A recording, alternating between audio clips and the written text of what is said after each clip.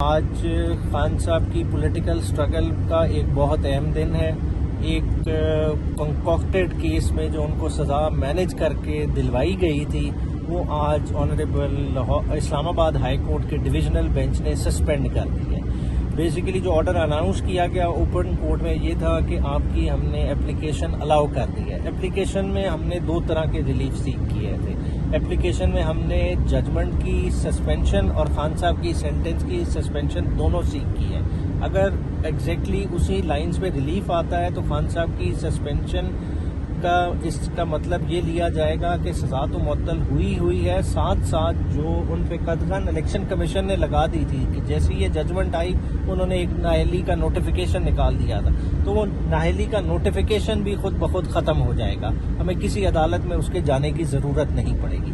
جہاں تک ایک پبلک میں پرسیپشن جا رہا ہے کہ جی سائفر کے کیس میں خان صاحب کو گرفتار کر لیا جائے گا، کیونکہ آپ دیکھ رہے ہیں کہ خان صاحب کے 180 پلس کیسز بنائے ہی اس لیے گئے کہ انہیں عوام سے کسی طرح سے دور کیا جائے، اور یہ دوری زیادہ دیر تک نہیں قائم رہ سکتی. جہاں تک کہ سائفر کا کیس تعلق ہے، آج وہ اس میں گرفتاری ڈال بھی لیں ہماری روپکار پہنچنے سے پہلے کہ خان صاحب باہر نہ آئیں، تو آپ یقین کیجئے سپریم کورٹ میں ہماری سی ایم موجود ہے ہولڈنگ آف ریلیف کی، جس میں خان صاحب کے جو تمام 17 کیسز میں ضمانتیں کینسل ہوئی تھیں ان کو چیلنج کیا ہوا ہے کہ یہ ضمانتیں کیوں کینسل ہوئی تھیں. یہ ضمانتیں اس لیے کینسل ہوئی تھیں کہ خان صاحب اس پیشی پہ پیش نہیں ہو سکے. تو خان صاحب پیش کیسے ہو سکتے تھے؟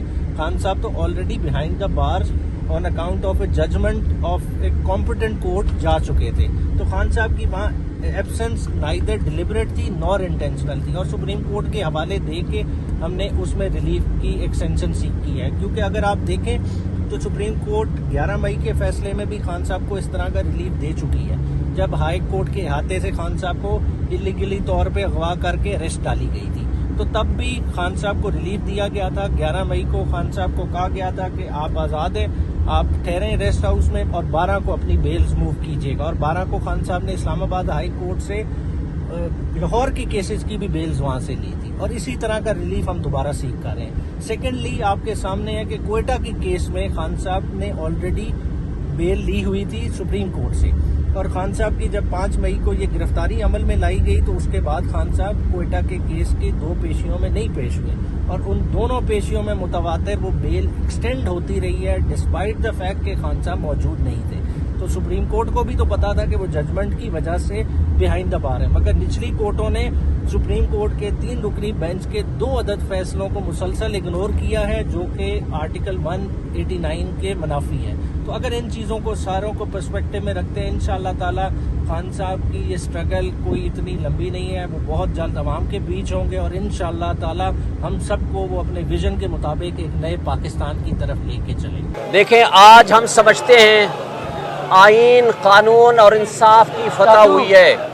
مجھے یہ بتائیں کہ جس شخص کو عمران خان کو 25 دن آپ نے جیل میں رکھا، اس کے بعد آج آپ نے ضمانت دی ہے، تو اس 25 دن کو کمپنسیٹ کون کرے گا؟ اس کی تلافی کیا ہوگی؟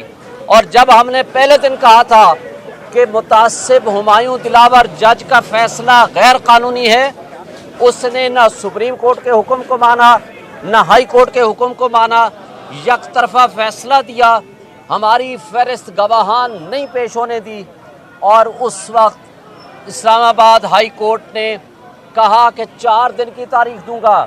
4 دن کے بعد پہلی تاریخ 17 دن کے بعد آئی. ہمیں افسوس سے کہنا پڑتا ہے کہ انصاف کا قتل ہوا ہے، جو سب نے دیکھا ہے. تو اصول ہے انصاف نہ صرف ہو بلکہ ہوتا ہوا نظر آئے. جب یہاں انصاف کا جنازہ اٹھ رہا تھا تو قابل افسوس سچویشن یہ ہے کہ اسلام آباد ہائی کورٹ اس وقت خاموشی سے بیٹھی رہی. لیکن آج ہم سمجھتے ہیں کہ حق سچ کی فتح ہوئی ہے، آئین اور قانون کی فتح ہوئی ہے، اور ہم بجا طور پر یہ سمجھتے ہیں کہ ہمارے تمام سٹیک ہولڈرز کو، ہماری سیاسی جمہوری طاقتوں کو آج دوبارہ سوچنا ہوگا کہ آج جو غریب آدمی کی تباہی ہو چکی ہے، جو آج ملک تباہی و بربادی کے دہانے پہ پہنچ چکا ہے، ہمارے اسٹیبلشمنٹ نے اور ہمارے ملک کے سابق جو سیاسی جماعتیں تھیں، پی ٹی ایم اور پیپلز پارٹی کی جماعتیں، جنہوں نے اس ملک کے ساتھ کھلواڑ کیا، آج کیئر ٹیکر سیٹ اپ ان کی ایکسٹینشن ہے. اس سب کچھ کے باوجود غریب آدمی بجلی کا بل بھرنے کو تیار نہیں.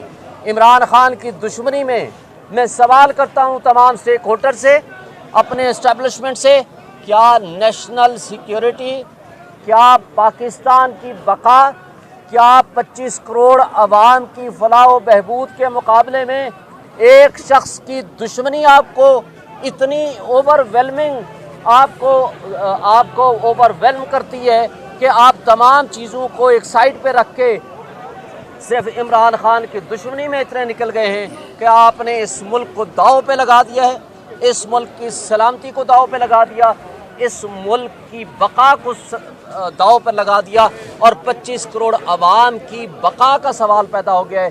تو آج بھی اس کا حل کیا ہے؟ جبر اور خوف کی فضا ختم کریں, فری اینڈ فیئر الیکشن کرائیں 90 ڈیز میں, ایک اسٹرانگ ڈیموکریٹک گورنمنٹ کو آگے آنے دیں.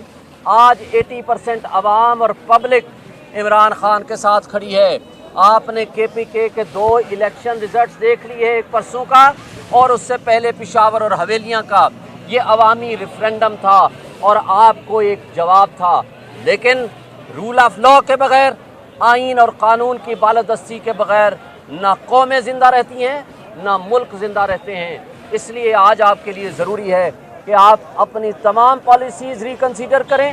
ہمارے مقتدر طبقے اور حلقے اس میں عمران کی دشمنی میں اتنا آگے نکل نہ جائیں کہ ملک کو داؤ پہ لگا دیں, اور اس کے ساتھ تمام ادارے, ہماری لا انفورسمنٹ ایجنسیز اور ہمارے منصف اپنا وہ پازیٹیو رول ادا کریں جو آئین اور قانون ان کو حکم دیتا ہے اور اجازت دیتا ہے.